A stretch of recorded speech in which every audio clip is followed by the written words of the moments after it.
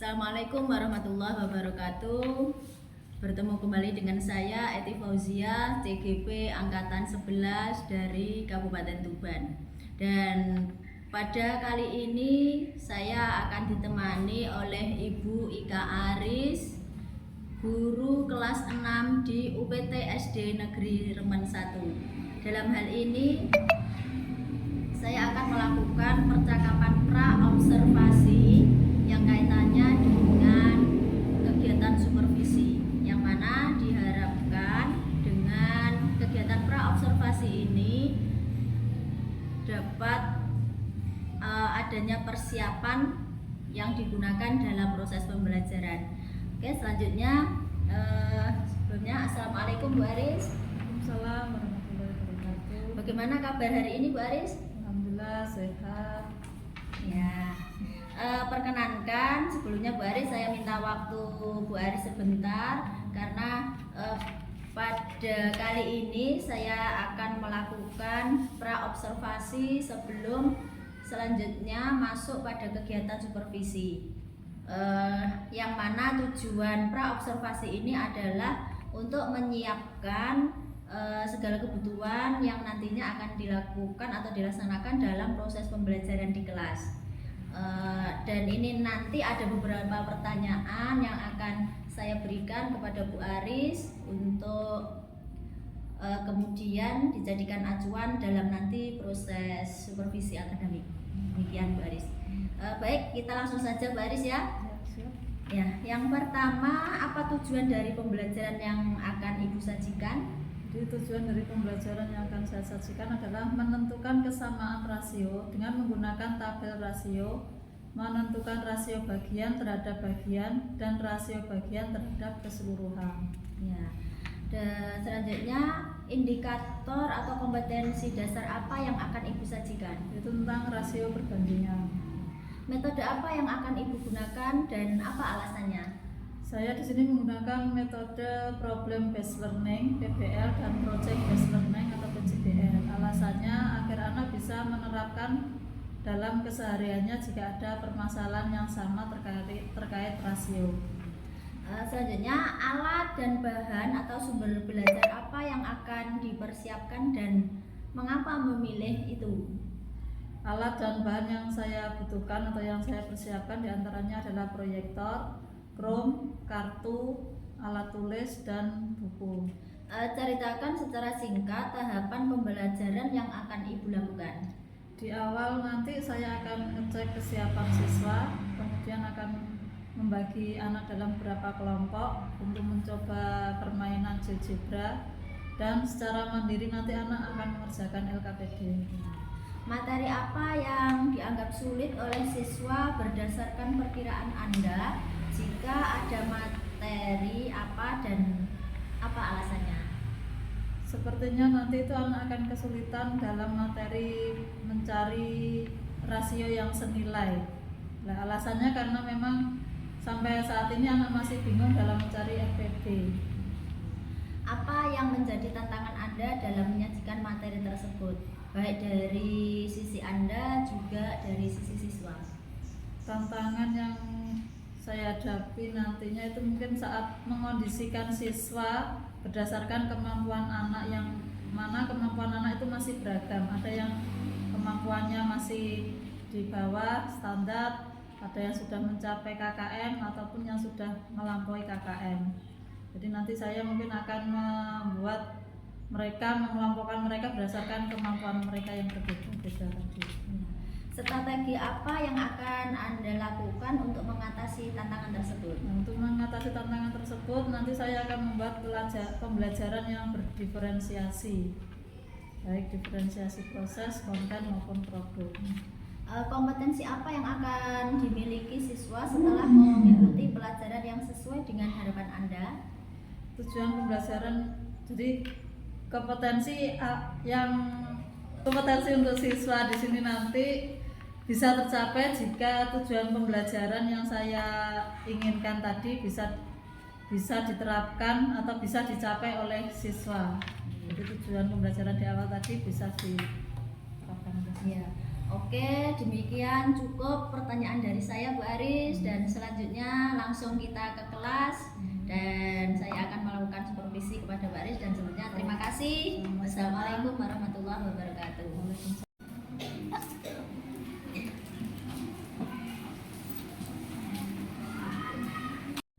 Assalamualaikum warahmatullahi wabarakatuh. Waalaikumsalam warahmatullahi wabarakatuh. Sebelumnya Baris sampaikan dulu bahwa pembelajaran kita siang ini agak sedikit berbeda karena kita di sini ditemani atau bersama Budi dan kepala sekolah. Dimohon nanti kedepannya.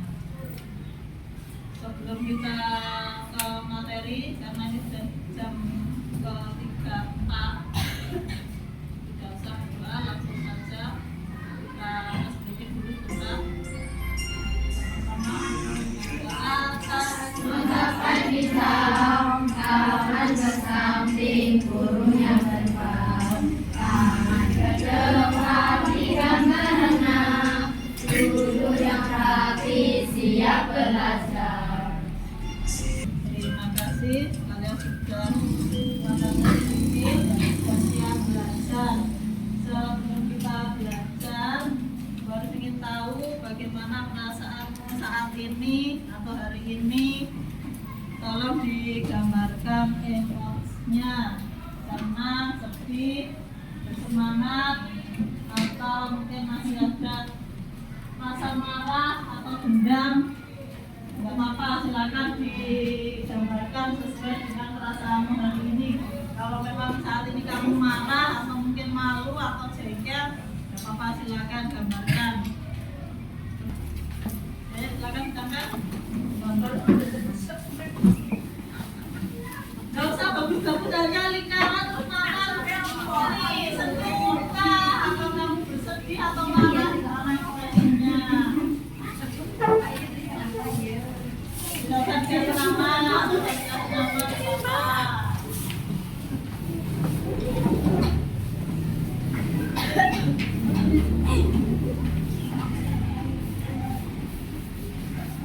Nah, berlihat masih kayak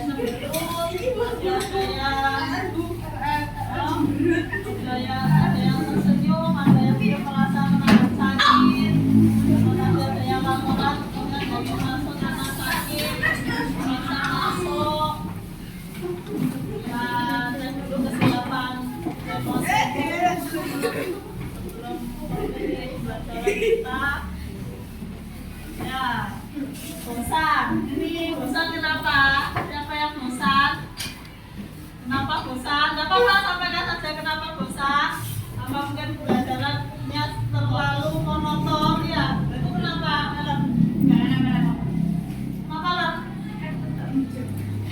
Kok bejo? Saya itu kenapa aku sendiri? Kenapa sendiri apa saya itu sendiri? Senang, gembira, senang, gembira, senang.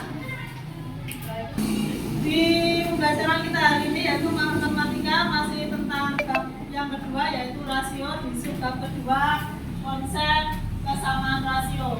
Tujuan pembelajaran kita hari ini adalah satu, untuk menentukan kesamaan rasio dengan menggunakan tabel rasio.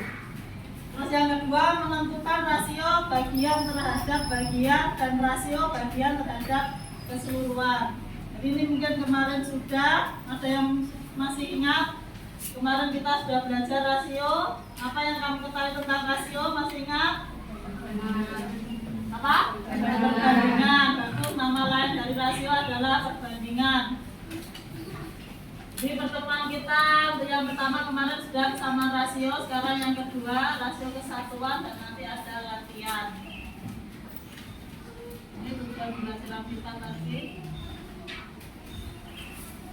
Pada pertemuan ini kita akan memahami kesamaan rasio pada lahan dan bibit tanaman. Bisa kalian buka paketnya halaman 56. Ya, halaman 56. Mari kita lihat halaman 56.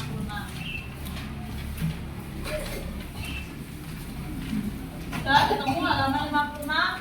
Ya. Di situ kasus khusus misalnya ada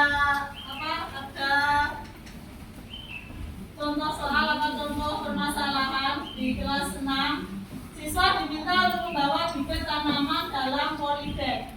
Pak Wayan menjelaskan kepada siswa ketika menyusun polybag di lahan, kalian harus perhatikan jarak seperti pada gambar di bawah ini.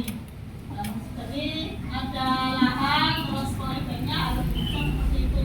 Kemudian Pak Wayan menjelaskan bahwa untuk lahan seluas 10 meter itu diperlukan 12 bibit tanaman ya, sama dengan bukumu. Kita buat tabel rasionya, tabel perbandingannya.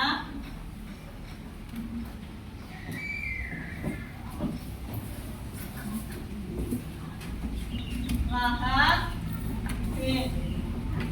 berdasarkan contoh kasus tersebut, di rasio lahan dan bibit dalam bentuk yang paling sederhana seperti ini, misalnya di lahan, terus yang kolom kanan bibit. Jika lahannya 10 meter persegi, maka dibutuhkan bibit 12. Kemudian pertanyaannya, apa tadi yang ditanyakan?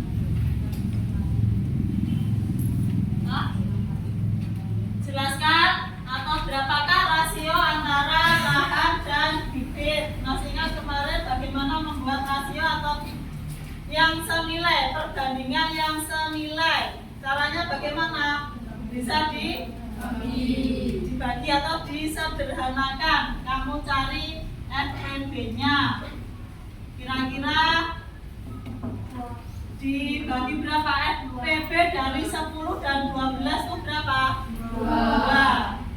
Ya, ini dibagi 2. Maka baik lahan maupun bibit juga sama, dibagi dengan bilangan yang sama, yaitu dibagi 2. Nah, 12 dibagi 2 6. 10 dibagi 2 5. Maka bisa kita tuliskan bahwa perbandingan yang senilai dari 10 banding 12 adalah 5 banding 6. Jadi kita cari FPB-nya. Masih ingat FPB? Apa itu FPB? Faktor persekutuan terbesar. Ini pelajaran kelas berapa? 4. Dari kelas 4 sudah ada, kelas 5 ada. Sekarang di kelas 6 mengingat lagi FPB. Dicari pembagi dari kedua bilangan tersebut. 12 dan 10 itu sama-sama bisa dibagi 2. Jadi untuk menyederhanakan berarti dibagi. Nah, ini untuk mengulang pembelajaran kemarin. Nah, betul. Ini hasilnya. Jadi 5 dibanding 6 antara lahan dan luas bibit. Terus pertanyaan yang kedua, jika lahan yang tersedia seluas 25 meter persegi, berapa bibit yang dapat ditanam? Nah, sekarang diketahui tadi kita yang A tadi ditanya perbandingan yang senilai, jawabannya 5 banding 6. Nah, sekarang muncul di soal yang B, seandainya diketahui dari lahan 10 dengan jumlah bibit dengan jumlah bibit 6. Bagaimana jika lahannya diperluas menjadi 25 meter persegi? Berapa bibit yang dibutuhkan? Bagaimana caranya? Apakah juga dibagi? Nah, kita lihat di sini. Tadi perbandingannya yang senilai adalah 5 dibanding 6. Ya. 5 bisa menjadi 25, itu diapakan? Dikali berapa? 5. Maka yang jumlah bibitnya tadi perbandingannya 6 itu juga dikalikan dengan bilangan yang sama, yaitu sama-sama dikalikan 5. Berapa 12 kali 5? 6 kali 5, bukan 12 kali 5, maaf, 6 kali 5 30. Jadi dengan lahan seluas 25 meter persegi, kita membutuhkan bibit sebanyak 30 bibit. Sebetulnya kasus atau pembelajaran seperti ini dalam kehidupan sehari-hari itu digunakan untuk apa? apa sudah? Kira-kira penggunaan atau pemanfaatan pembelajaran rasio seperti ini kalau kita kaitkan dalam kehidupan sehari-hari itu gunakan untuk apa?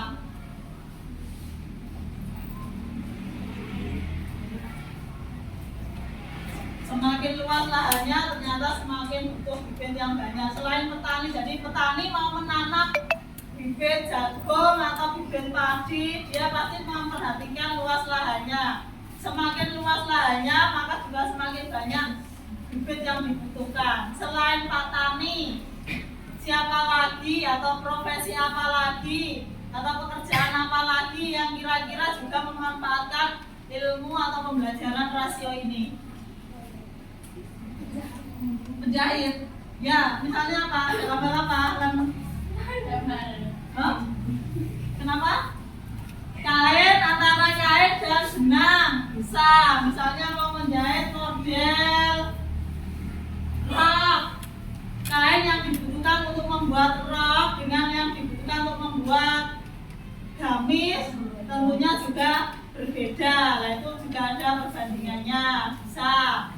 Misalnya kalau dipeseni seragam sekolah, satu seragam butuh 3 meter kain. Jika butuh 10, ada 10 anak yang menjahitkan di situ, berarti ibunya Ellen butuh kain berapa? Satu seragam itu butuh 3 meter kain. Berarti jika ada 10 anak yang menjahitkan di sana, ibunya Ellen, berarti ibunya Ellen belanja kain berapa? Dari mana? 3 Nah, kalau masing-masing dikalikan 3, dikalikan dengan bilangan yang sama, berarti untuk kain 30 meter. Jadi prediksi atau perhitungan seperti inilah yang nantinya kamu terapkan dalam kehidupan sehari-hari dengan kamu pelajari pelajaran rasio ini. Selain penjahit, apalagi profesi apalagi yang membutuhkan perhitungan atau rasio perbandingan? Apalagi Bin? Tadi angkat tangan. Ya, silakan. Apa lagi? Berkebun, ya perkebunan.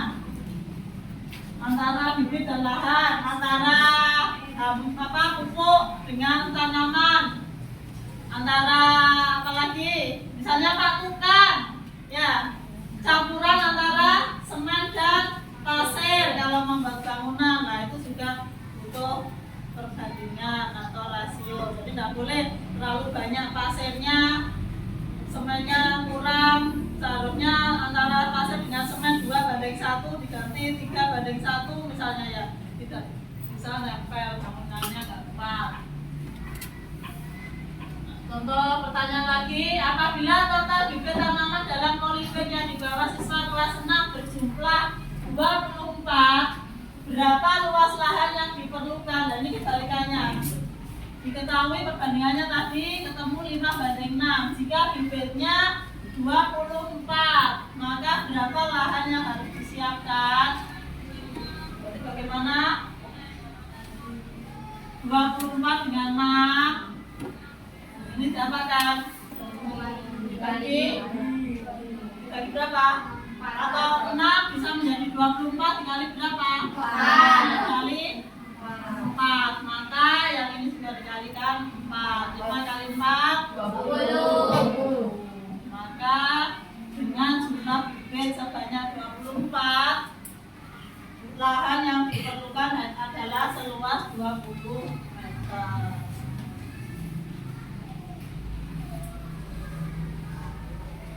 Dua atau lebih perbandingan yang menyatakan hubungan atau perbandingan bilangan yang sama disebut kesamaan rasio. Kesamaan rasio dapat diperoleh dari mengalihkan atau membagikan rasio dengan bilangan tertentu. Tadi sudah kita coba. Mengapa kesamaan rasio itu penting? Dalam kehidupan sehari-hari, menjaga rasio yang sama penting untuk mempertahankan kualitas. Ketika rasio tidak sama, akibatnya kualitasnya akan berubah. Kita belajar konsisten untuk selalu memberikan yang berkualitas. Contohnya, campuran semen dan pasir harus dalam perbandingan tertentu agar bangunan kokoh. Atau mungkin yang suka membuat kue, lah itu perbandingan antara tepung, telur, dan margarin mungkin ya juga harus sesuai. Kesamaan rasio juga dapat ditentukan dengan bantuan tabel rasio. Berdasarkan masalah pada kegiatan eksplorasi 2.3 pada latihan tadi, ini tabelnya tadi dapat menampung 12 bibit tanaman. Jadi dengan lahan 10 meter itu bibit yang dibutuhkan adalah 12. Rasio luas lahan terhadap banyaknya bibit 10:12. Apa bentuk paling sederhana dari 10:12? Siapa yang bisa? 10:12. Bentuk paling sederhananya yaitu tadi ya. Jadi ini sama, itu 10 atau 5:6. Dan ini berikutnya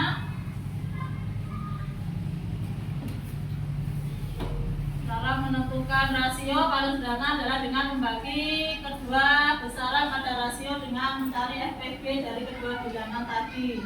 Jika dalam hal ini di bilangan 10 dan 12, berapa FPB dari 10 dan 12? FPB-nya adalah 2. Tadi sudah 2, maka kedua bilangan tersebut dibagi 2. Ketemunya 5:6. Nah, sekarang itu pertanyaannya, berapakah lahan yang diperlukan jika bibitnya 30?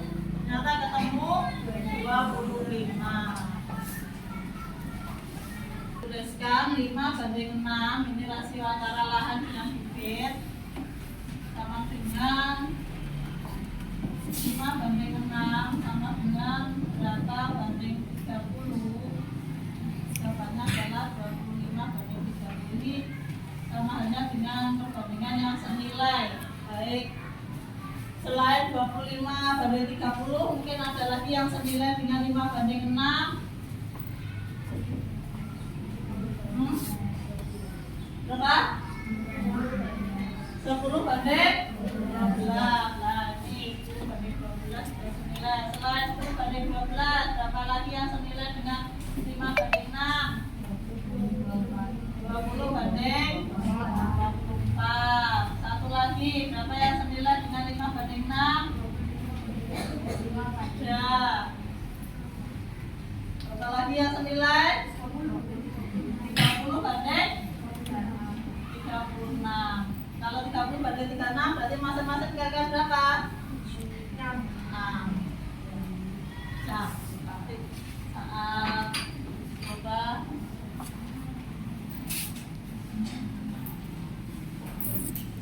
kesamaan rasio memiliki prinsip yang sama dengan pecahan sendiri.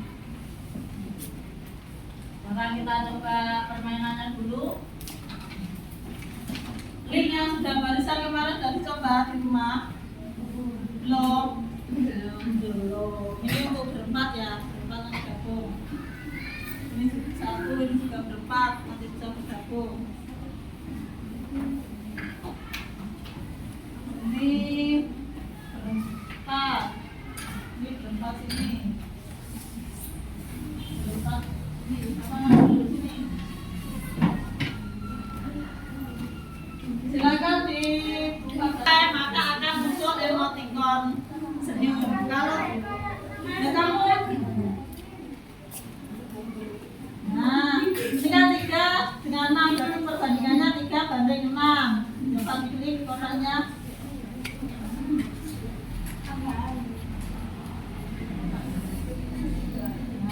Perbandingannya kan 1:2 ya. Sekarang kamu buat perbandingan lain yang senilai dengan 1:2 ini atau 3:6. Ya, ya bisa? Ya, pemain 1 mana? 1:3. Coba sekarang di apa? Ganti teman berikutnya, kamu membuat perbandingan lain yang senilai dengan perbandingan yang sudah dibuat oleh temanmu ini. Ya, yang senilai.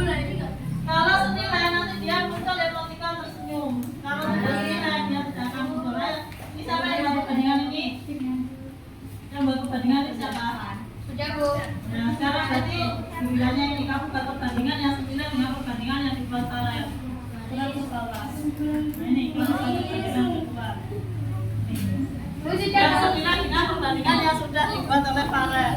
Nah, kalau perbandingan yang dibuat antara dua pasang itu betul, maka akan ketemu emoticon tersenyum. Berarti bisa. Coba kamu buat perbandingan lain. Nanti dia biar menentukan perbandingan yang senilai. Cari perbandingan lain. Ini ganti di sini. Ganti di kotaknya ini. Ya, atau kamu buat perbandingan lagi yang lain. Nah, sudah. Sekarang coba lagi buat kamu. Sekarang kamu buat perbandingan yang lain. Nanti biar ini yang menentukan perbandingan senilai dengan yang kamu buat.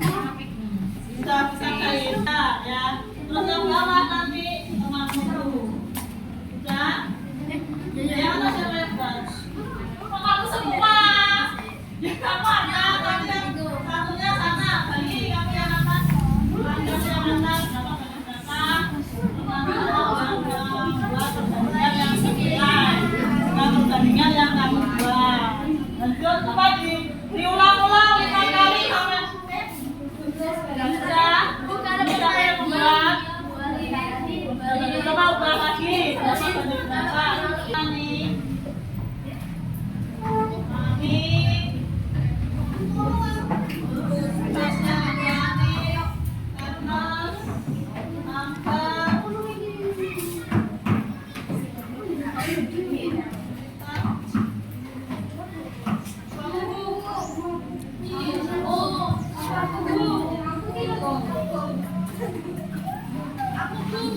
belakang.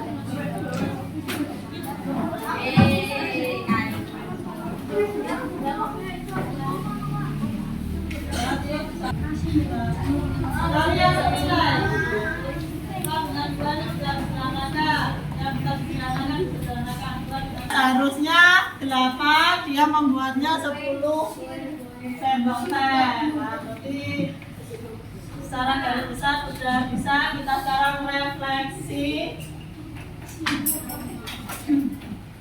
Baru punya kartu domino kosongan. Masih tugas kalian tuliskan ini cukup apa enggak? 3 bilangan yang senilai ya. Tidak boleh sama. Kalian mencari rasio yang atau bentuk pecahan yang senilai atau perbandingan yang senilai. Untuk Akbar, Daif, Siva, Ani, cari rasio yang senilai dari 1:2. 4 anaknya harus berbeda, tidak boleh ada yang sama. Ngaku masing-masing pegang 2, berarti cari 2 lagi yang senilai dan tidak boleh dengan sama dengan temanmu itu. Ya, silakan koordinat dengan temannya, tidak boleh ada yang sama. 1:2 itu kan bisa ditulis 1/2. Jadi di situ sudah ada 2 kotak, yang atas untuk pembilang, bawah untuk menyebutnya. Untuk kelompoknya Ernest, Akim, Yunita, Ilmada 1:3. 1:3. Kamu cari bentuk yang senilai 2 lagi. Tempat tanah itu tidak boleh sama. Terus untuk berempat, yang bilang berempat 2:3. Akim berempat dengan Tengah, Karel dan Habibi 3:4. Untuk Piko berempat 3:5. Senilai dengan 3:4. Yang 3/4 berapa? 3/4-nya jangan ditulis lagi, itu kan soal. Ini ganti, jangan 3/4. 3/4 senilai dengan nomor 2 salah. Ini lagi yang senilai dengan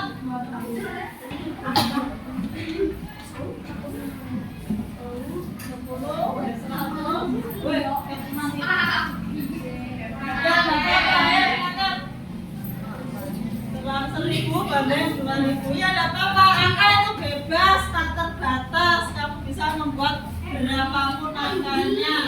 Yang perbandingannya sesuai. Ya.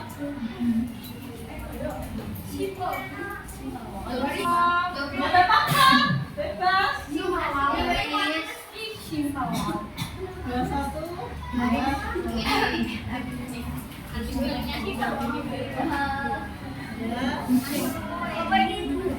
Ayo, awalnya Alvira,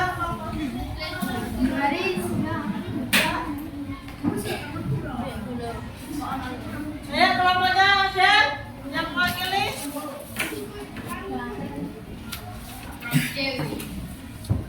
Kelompoknya Nanda.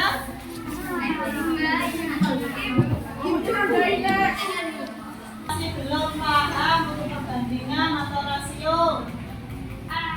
Enggak. Pasti yang masih bingung, Abad dan paham? Bisa? Apa bisa? Paham? Nah, kalau sudah paham nanti bisa dilanjutkan di rumah mengerjakan terkait halaman berikutnya. Enggak? Ya, terima kasih dan baru minta maaf apabila dari awal sampai akhir ada pembelajaran yang mungkin kurang sempurna atau kurang menarik. Terus kita akhiri, kita jaga bersama-sama. Silakan dibuat. Yuk, mulai.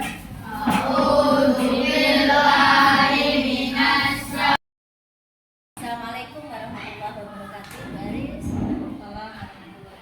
Ya, bagaimana kabarnya hari ini? Sehat. Iya, alhamdulillah sehat.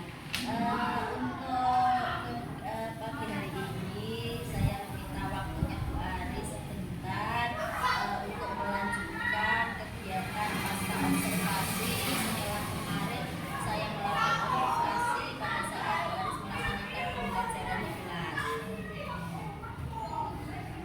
Untuk itu langsung saja Baris nggih.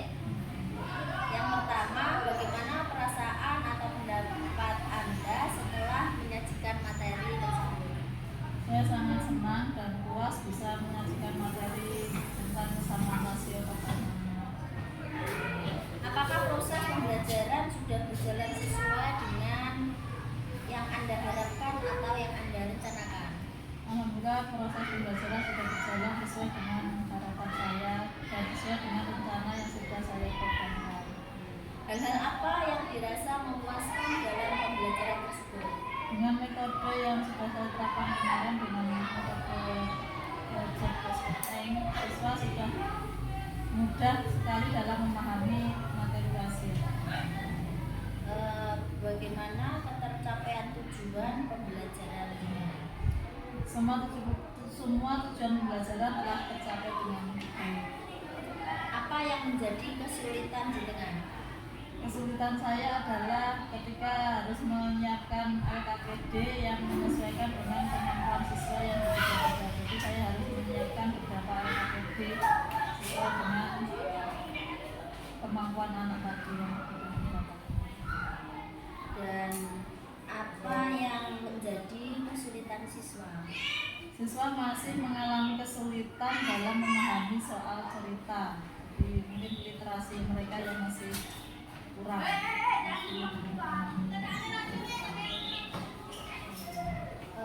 Selanjutnya mari kita identifikasi bersama apa hal-hal yang perlu ditingkatkan. Karena mereka masih kesulitan dalam memahami soal cerita, kemampuan literasi siswa dalam memahami soal cerita ini nanti yang akan saya tingkatkan lagi untuk memahami mereka secara individu untuk memahami soal cerita. Dengan demikian, apa yang akan Anda lakukan pada pertemuan selanjutnya? Untuk memandu siswa dalam memahami soal cerita itu tentang literasi mereka terhadap soal cerita, terutama untuk materi rasio ini. Oke, jadi dengan apa yang disampaikan Bu Aris tadi, semoga menjadi lebih baik ke depannya, gitu ya.